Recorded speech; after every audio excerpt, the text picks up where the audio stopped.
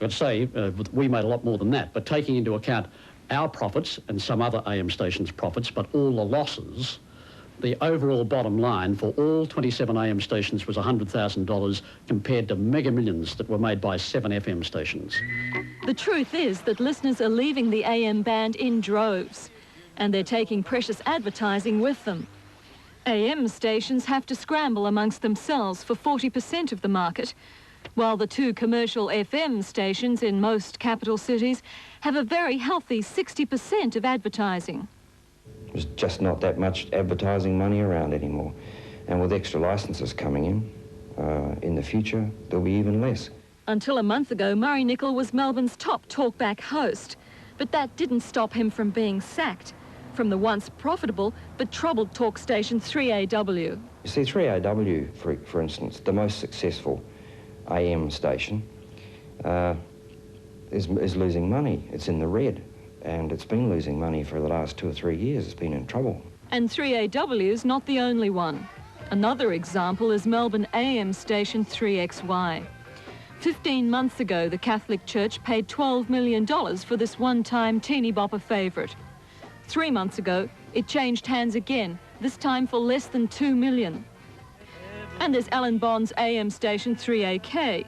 It's up for sale, but no one's rushing to buy it. Bond's bid more than $30 million for FM licences to upgrade his stations in Melbourne and Perth, but so far hasn't come up with the money. In, say, a decade, there won't be as many AM stations around. I think there'll be more FM stations. AM, I think, will be reserved to talk.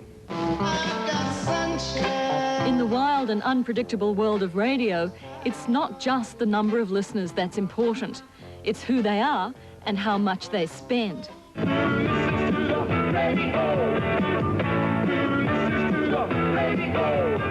The big spenders tend to be young, single and wealthy.